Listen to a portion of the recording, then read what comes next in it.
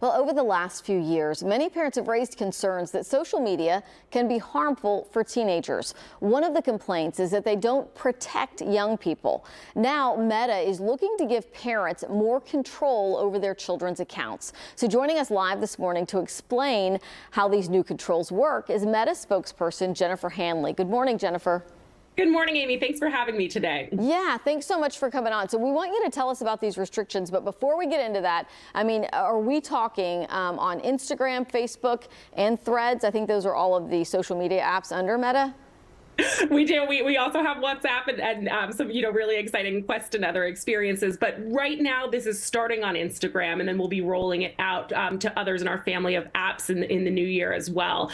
So starting here in September, we're launching these new teen accounts on Instagram that are really a built-in, more protected experience for teens, but guided by parents as well. Okay, so then tell us about that. If for some reason my child already has an account, do they need to start another one, or are we going to be able to just switch it over to one of these teen accounts, and why would I want to do that?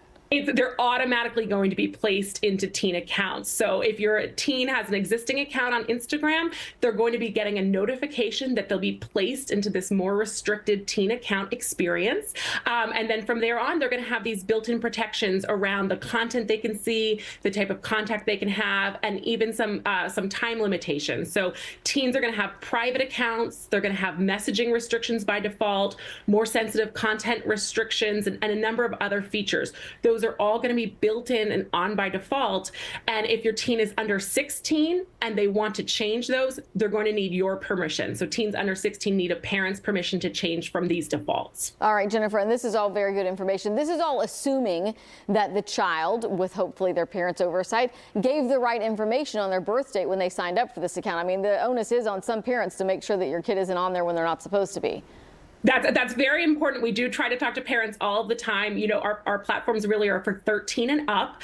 And then we also do have systems in place to try to help ensure and understand the age of people who are using our platform. So on Instagram, for example, we will be trying to look for teens who may be lying about their age to try to get around these protections.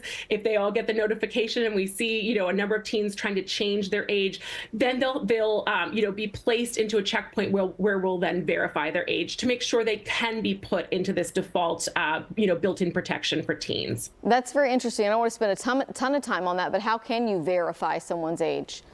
Yep. So if someone, for example, has, signals or things happening behind the scenes that look like they're changing age, say they're trying to suddenly change from being a teen to an adult, they'll be placed into a checkpoint and they'll need to provide an identification, or they can use our partner Yoti and do facial age estimation to determine what age they should be placed into on our platforms. Oh, wow. Facial age estimation. That's really interesting. So, okay, as a parent, am I able to then access my teen's account?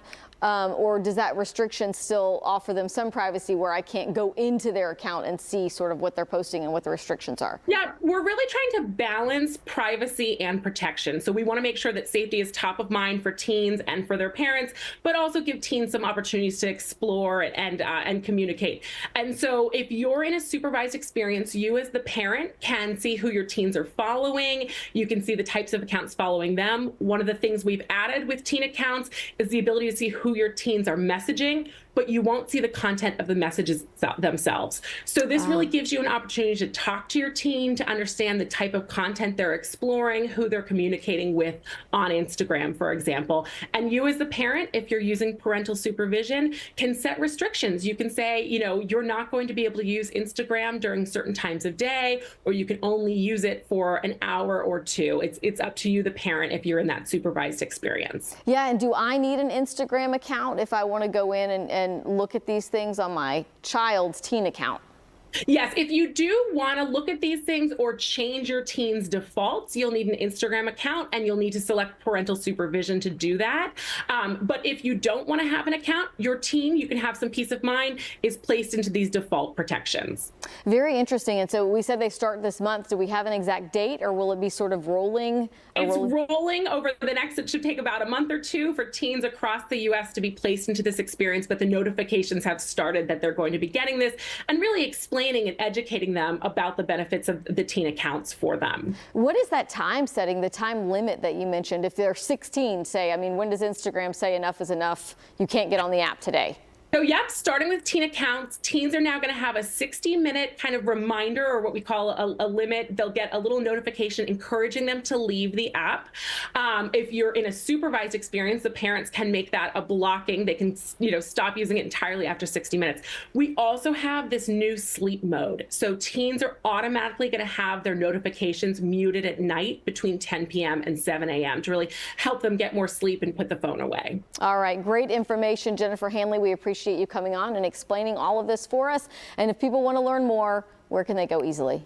They can go to the Family Center. Meta's Family Center has a ton of information for them. So that's a great place to learn about parental supervision and also get educational resources. All right, perfect. Thank you so much.